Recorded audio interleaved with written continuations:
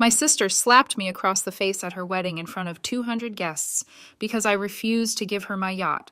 She thought everyone would laugh, but a judge in the crowd stood up and changed everything. The champagne flute shattered against the marble floor of the country club ballroom, sending crystal shards skittering across polished tile. My sister Rachel stood over me, her white Vera Wang gown catching the light from the chandeliers of her head.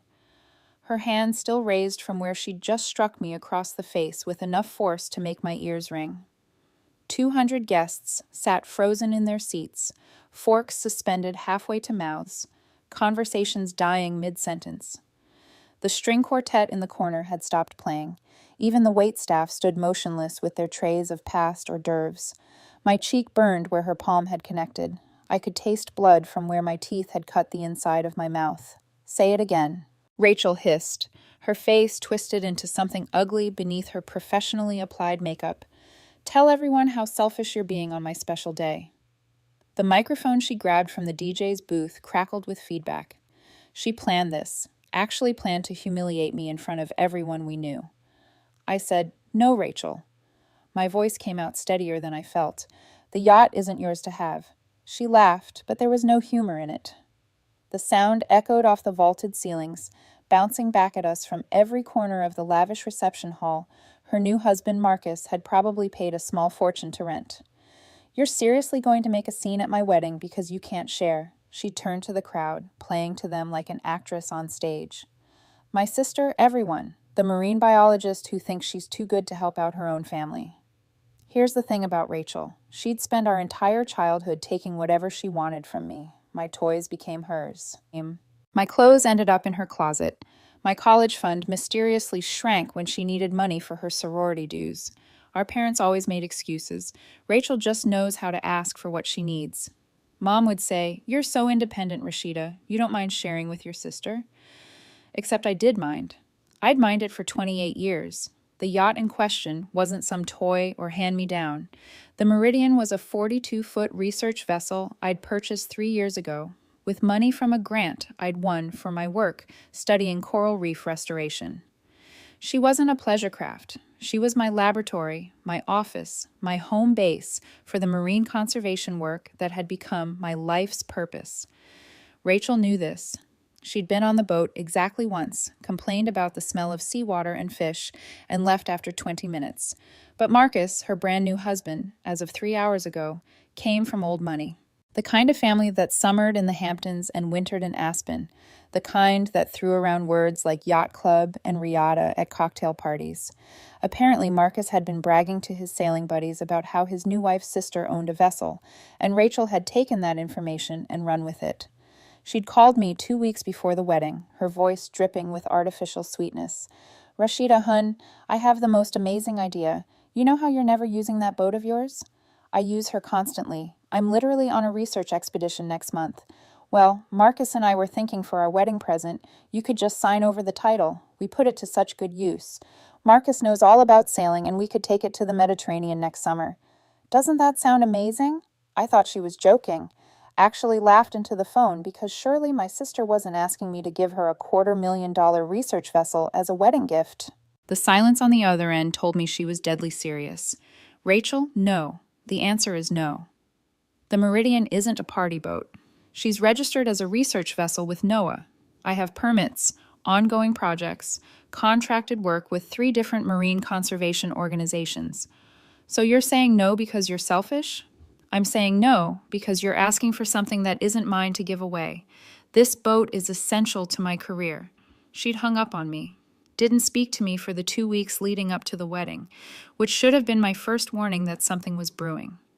The second warning came when I arrived at the reception and found my assigned seat had been moved from the family table to the very back of the room, tucked behind a decorative column where I could barely see the wedding party's table. The third warning should have been when Rachel insisted on giving her maid of honor speech herself, dismissing her actual maid of honor, her college roommate Jennifer, with a wave of her hand. Now here we stood in front of God and the Connecticut social elite with her hand-shaped welt rising on my face and silence thick enough to cut with a cake server. "You've always been jealous of me," Rachel said into the microphone, her voice carrying to every corner of the room. "Ever since we were kids, You couldn't stand that I was prettier, more popular, more successful. And now you can't even be happy for me on my wedding day. You have to make everything about you and your little fish hobby. My little fish hobby, years of graduate school, thousands of hours of research, published papers in peer-reviewed journals, consultation work with the EPA, all reduced to a hobby.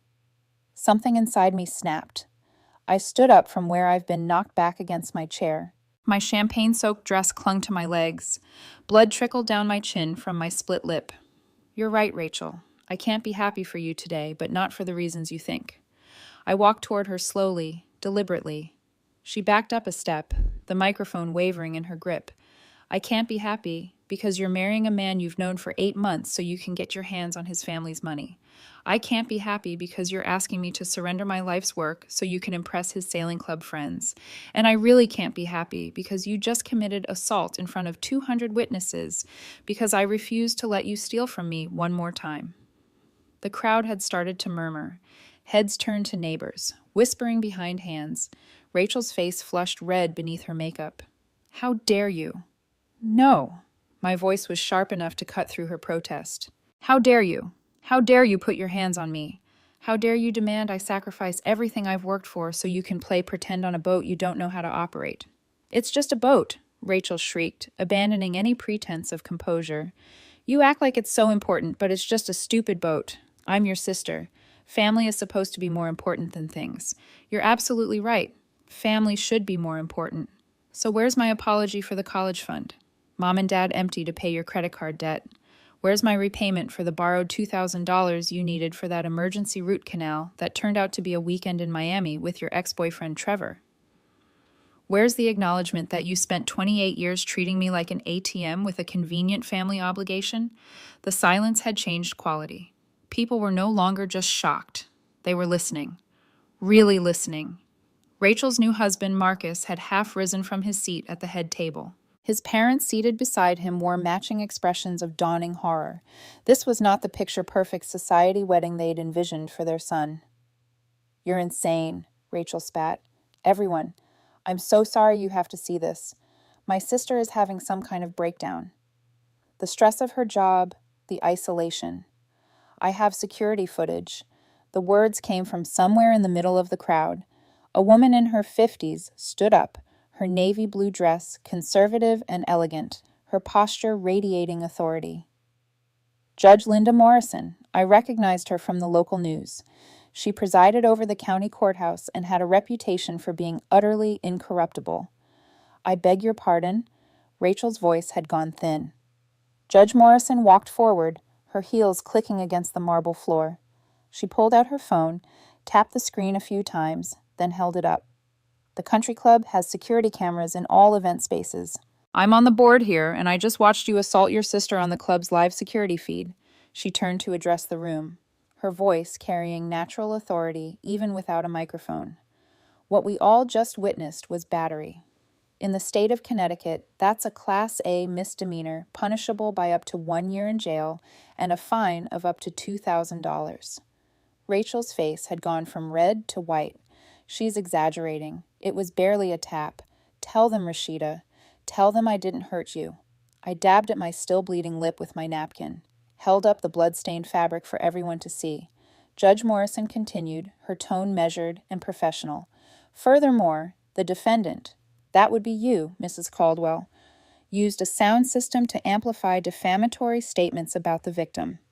You accused her of mental instability and selfishness in front of 200 witnesses. You attempted to publicly coerce her into surrendering property worth, I'm estimating, several $100,000. This is ridiculous. Marcus finally found his voice. He stood buttoning his tuxedo jacket like he was preparing for a board meeting. Judge Morrison, with all due respect, this is a private family matter. I'm sure if we all just calm down. I'm perfectly calm, Mr. Caldwell. But your wife committed a crime at a venue where I serve on the board of directors. The club could be held liable if we don't address this appropriately. She turned back to me, her expression softening slightly. Miss, do you wish to press charges? The question hung in the air like smoke. Every eye in the room focused on me. Rachel's mascara had started to run, black tears tracking down her carefully contoured cheeks. Rashida, please don't do this. I'm sorry. Okay, I'm sorry I hit you. I was just stressed about the wedding, and Marcus has been talking about boats constantly, and I just wanted. You wanted to take something else from me, I finished, like you always do. Our mother stood up from the family table, her voice high and panicked. Rashida, honey, please don't make a scene.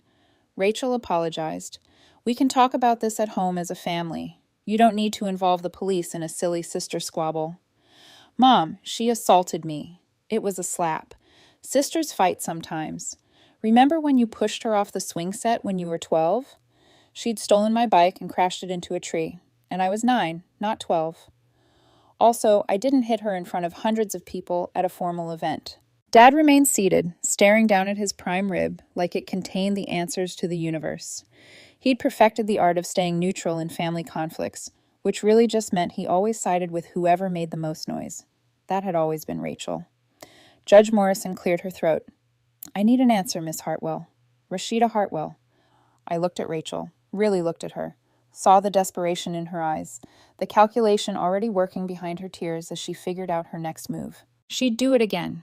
If I let this go, if I accepted her tearful apology and pretended this was just wedding day stress, she'd take it as permission to keep taking. The boundary I tried to set would crumble, and in 6 months she'd be asking for something else. My car, maybe. Or money for a down payment on a house, or access to my research grants. Yes, I said, I want to press charges. Rachel's sob was theatrical, perfectly calibrated for maximum sympathy. She collapsed against Marcus, who caught her awkwardly, looking frantically between his new wife and the judge like a man, realizing he'd just made a terrible investment. You're going to ruin my wedding over a boat. Rachel's voice climbed several octaves. This is the happiest day of my life, and you're going to destroy it because you can't share. No, Rachel, I'm not ruining your wedding. You ruined it when you decided assault and public humiliation were acceptable ways to get what you want. Judge Morrison nodded briskly. She'd already pulled out her phone again, dialing a number from memory. Yes, this is Judge Morrison at the Riverside Country Club. I need to report an assault that just occurred on club property. The assailant is still on scene. The next 20 minutes passed in a surreal blur. 2 patrol officers arrived, their presence jarring against the elegant reception decor. They took statements from me, from Judge Morrison, from a dozen witnesses who'd seen everything. The country club's head of security materialized with a tablet showing crystal clear footage of Rachel hitting me. The angle perfect, the impact undeniable. Rachel cried. Marcus argued. Mom pleaded. Dad finally spoke up to suggest maybe everyone was overreacting. The officers remained professional and unmoved. Ma'am, you need to come with us, one of them said to Rachel. You can't arrest me. It's my wedding day. Rachel's voice had gone shrill. Marcus, do something. Call your father's lawyer. Marcus looked like he was seriously reconsidering his life choices. His mother had her face in her hands. His father was on his phone, presumably already calling the family attorney. Mrs. Caldwell, you can come voluntarily, or we can use handcuffs. Your choice. The room held its collective breath. Rachel looked at me one last time, her face twisted with rage and disbelief. I hope you're happy, Rashida. I hope that stupid boat was worth losing your only sister. The Meridian isn't stupid, and you stopped being my sister the first time you stole from me, and Mom told me to get over it. The officers escorted Rachel out through the service entrance, sparing her the humiliation of a perp walk through the main lobby. Small mercies. Marcus followed, still on his phone, his voice tight as he relayed information to whoever was on the other end. The reception dissolved. Guests gathered their things and left in uncomfortable clusters, everyone trying to figure out what the appropriate etiquette was for abandoning a wedding where the bride had just been arrested. I stood in the emptying ballroom, my dress ruined, my face throbbing, watching the catering staff begin the sad task of breaking down a celebration that had imploded before dinner was even served. Judge Morrison approached me, her expression kind. You did the right thing. Did I? The adrenaline was wearing off, leaving me shaky and exhausted. I just had my sister arrested at her wedding. You held someone accountable for assaulting you. The fact that she's family and it's her wedding doesn't change what she did. She handed me a business card. My daughter is an attorney who specializes in family law. You might want to give her a call. Why would I need a family law attorney? Because this isn't going to end here. People like your sister don't accept consequences gracefully. She's going to blame you, convince herself she's the victim, and probably drag this out as long as possible. She squeezed my shoulder gently. Document everything, keep records, and don't let your family pressure you into dropping the charges. She was right, of course. The calls started that night. Mom crying, begging me to think about what I was doing to the family. Dad suggesting I was being vindictive. Aunts and uncles I hadn't heard from in years, suddenly appearing in my voicemail, all singing variations of the same tune. Family forgives. Blood is thicker than water. Rachel made a mistake, but she's sorry. Nobody mentioned that Rachel had hit me. Nobody acknowledged that she'd spent weeks planning to humiliate me into surrendering my property. The narrative had already been rewritten in their minds. Poor Rachel, stressed bride, and her cruel sister who couldn't let go of a grudge. I blocked most of their numbers. Changed my locks because Mom had a key, and I wouldn't put it past her to show up with Rachel in tow for an ambush reconciliation. The Meridian became my sanctuary. I moved onto the boat full-time, sleeping in the small cabin below deck, waking to the sound of water against the hull. My research partner, Dr. Yuki Tanaka, found me there 3 days after the wedding, sitting on deck at sunrise with a mug of coffee and a laptop balanced on my knees. "Heard what happened," she said, climbing aboard without preamble. Yuki had no patience for social niceties. It was one of my favorite things about her. "Your sister sounds like a piece of work." "That's putting it mildly." "You pressing charges?" "Already did."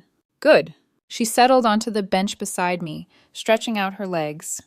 "Women need to stop accepting assault as the price of family harmony. You did the right thing." Hearing it from Yuki, matter of fact and firm, helped more than all of Judge Morrison's well-meaning validation. Yuki didn't do emotional manipulation. She dealt in facts and data and observable reality.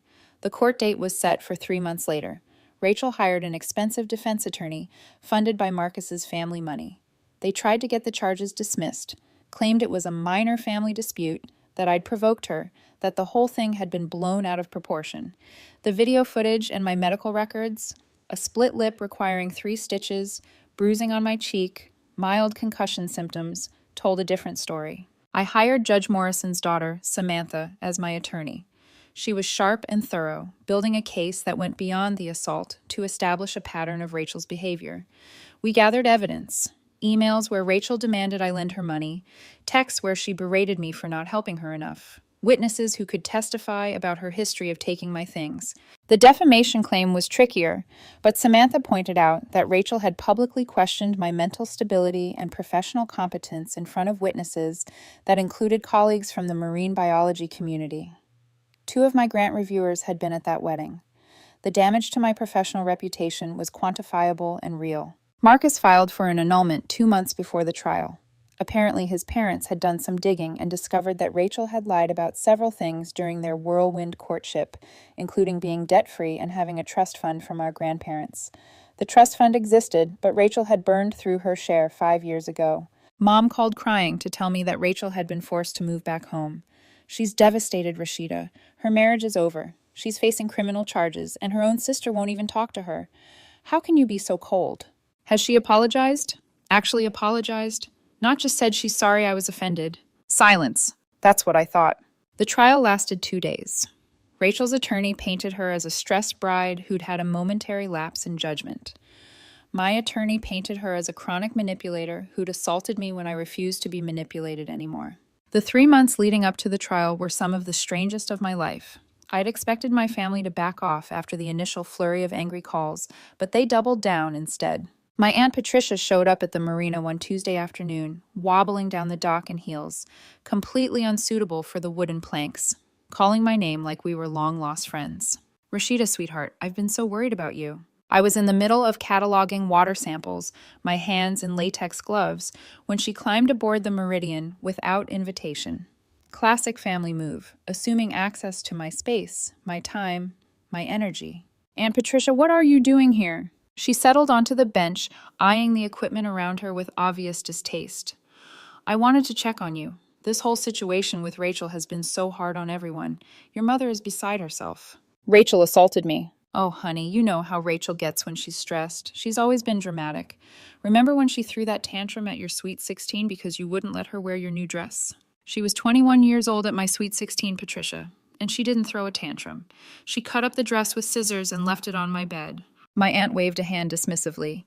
"Sisters fight, but this legal thing, it's gone too far. You're going to send your own sister to jail?"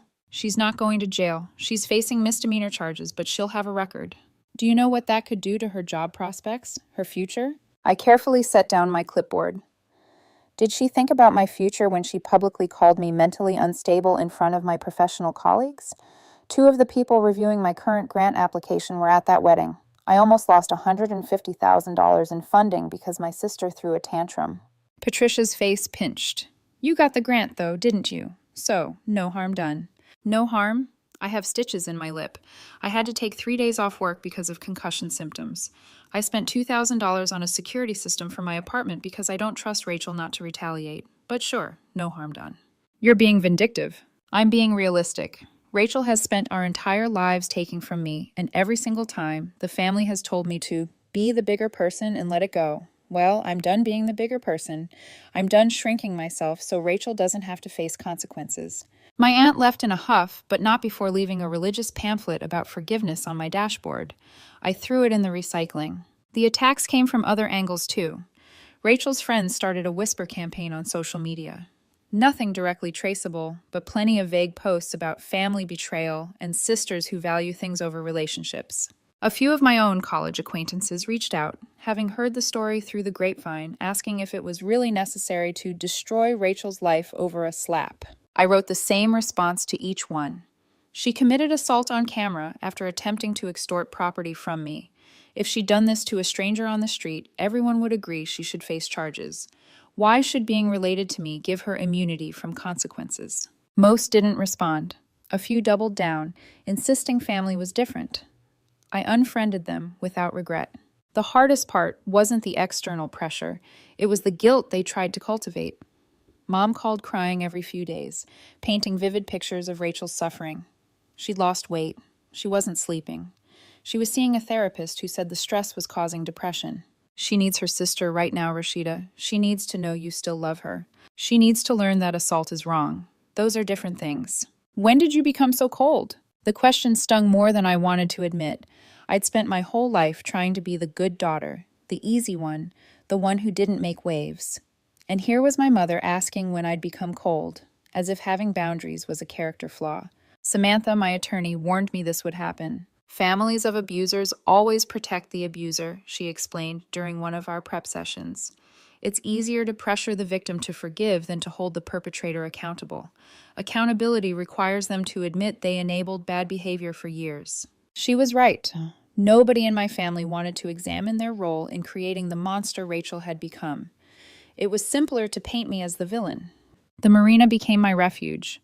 The other boat owners knew my story. News travels fast in tight-knit communities, and they had my back. Old Tom, who kept a fishing charter 3 slips down, started casually wandering past whenever unfamiliar cars appeared in the parking lot. Maria, who ran whale-watching tours, invited me to dinner at her place twice a week, refusing to let me isolate. Family is who shows up for you, she said, pouring me a glass of wine in her cozy galley kitchen.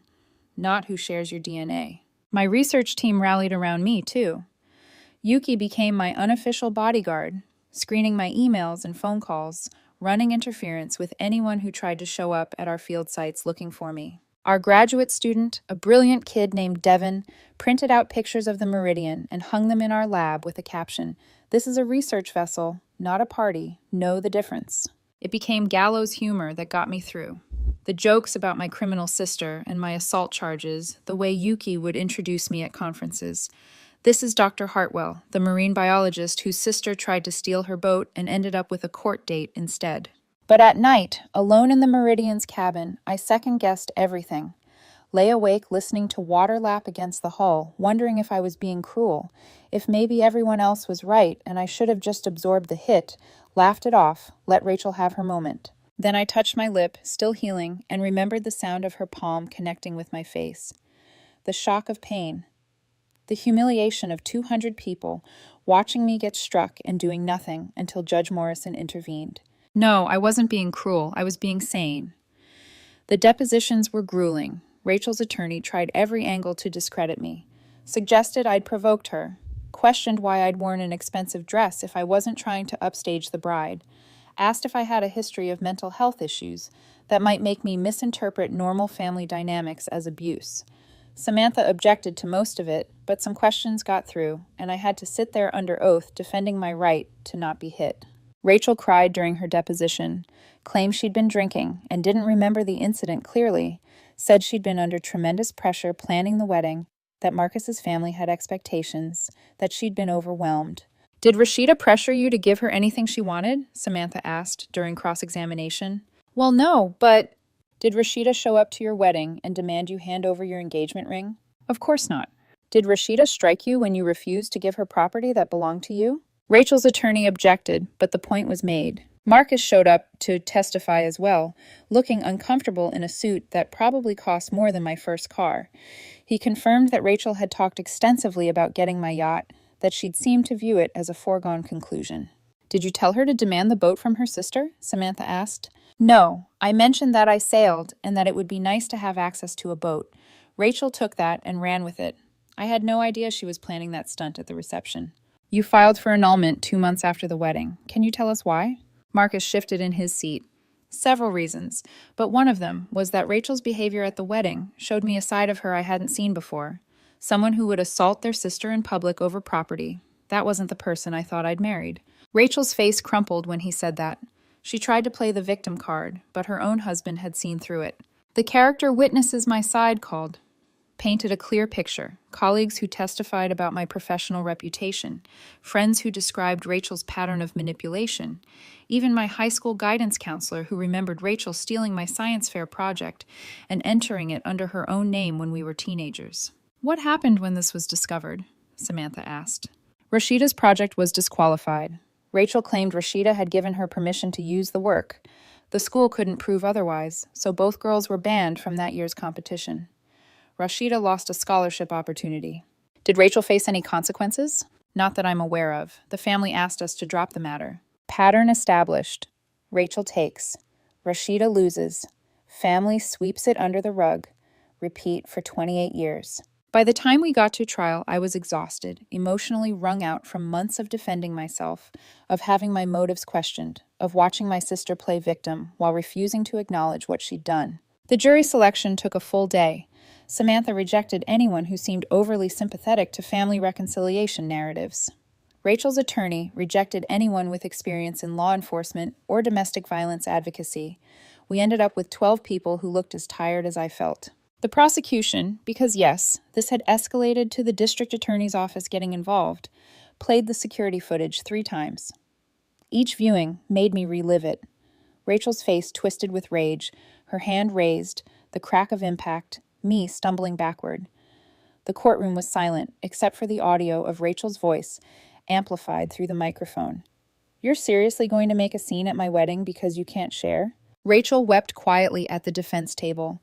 Her attorney patted her hand, passed her tissues, played up her distress, but the jury watched the video, then turned to look at her, and I could see the calculation happening. This wasn't an overwhelmed bride having a moment.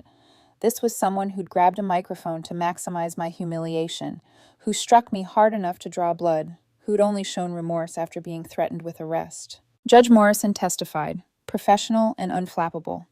She described watching the assault unfold in real time, her immediate recognition that a crime had occurred, her decision to intervene. Why didn't you just let the family handle it privately? Rachel's attorney asked. Because assault is a crime, counselor. It doesn't stop being a crime because it happens at a wedding, or because the perpetrator is related to the victim.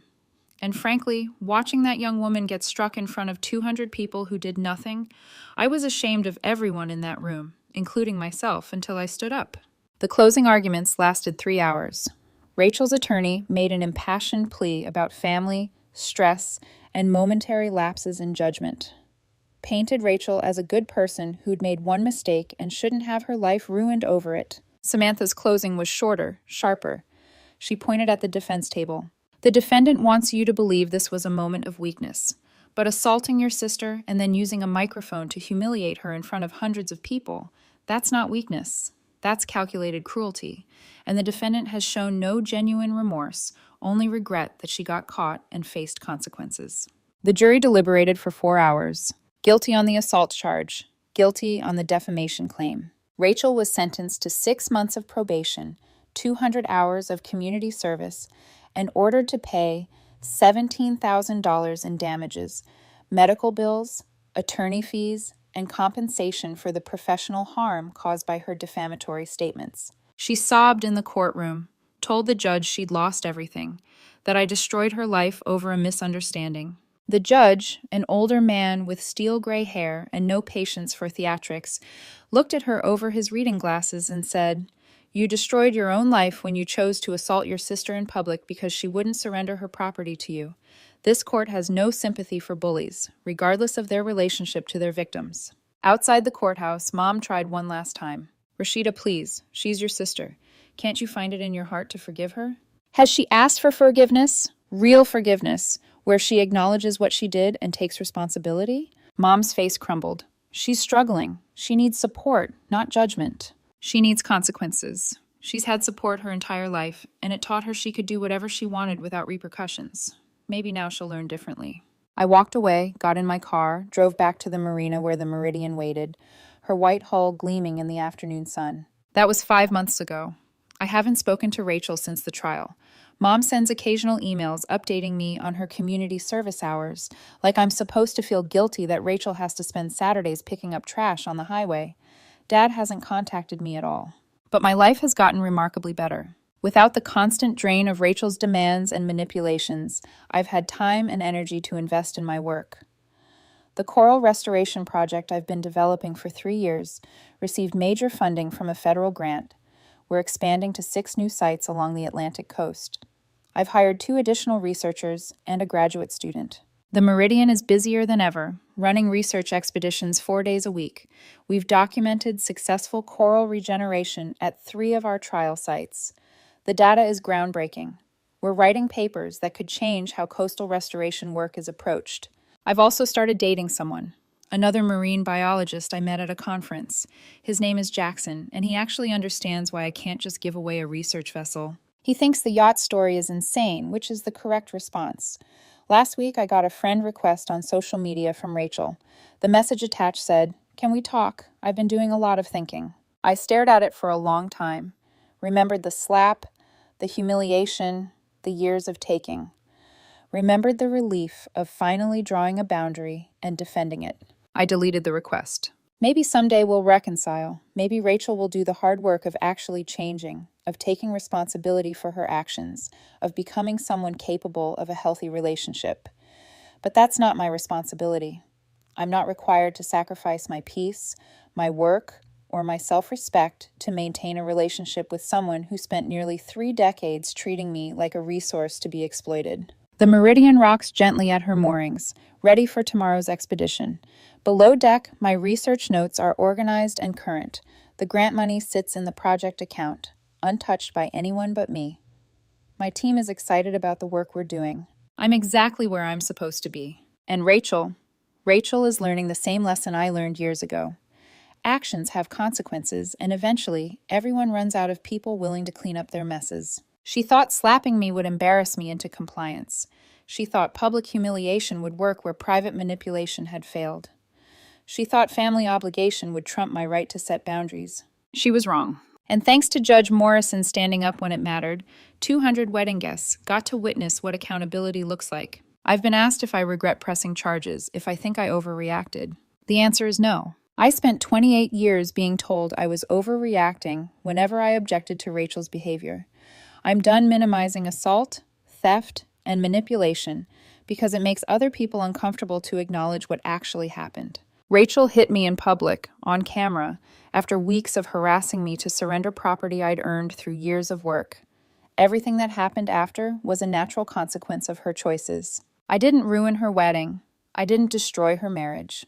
I didn't sabotage her relationship with our parents.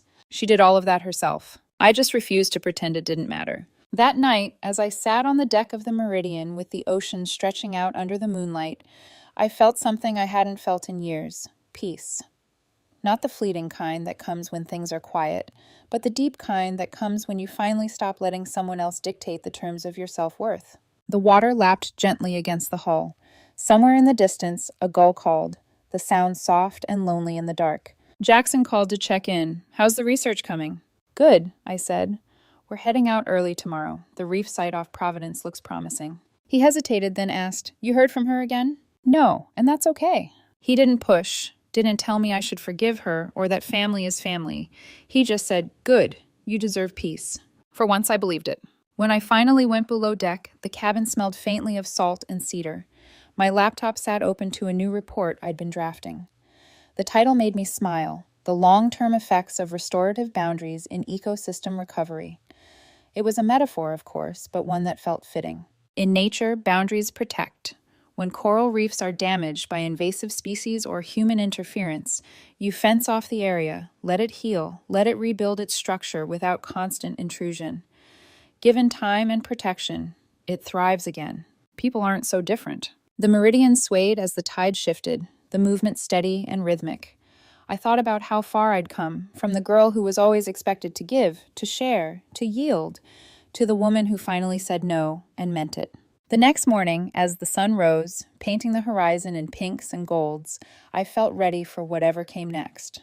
My crew arrived, cheerful and joking, their laughter echoing across the dock. Yuki handed me a thermos of coffee. "Ready to change the world again, Captain?" I smiled, one reef at a time. We set out just after dawn. The wind was calm, the sea smooth. As the meridian cut through the water, I stood at the bow, feeling the spray on my face, the pulse of life all around me. For the first time in a long while, I wasn't thinking about Rachel or my parents or the people who'd chosen silence over accountability. I was thinking about the coral growing again beneath the waves, about the delicate, miraculous act of restoration, about what happens when something once broken is finally given space to heal. The world looked wide and beautiful, and mine. And somewhere, I hoped, Rachel was facing her own reflection and realizing that love isn't proven through possession or control, but through respect. Maybe she'd never change. Maybe she would. Either way, I had my answer. Peace isn't something you wait to be given. It's something you claim. So I did.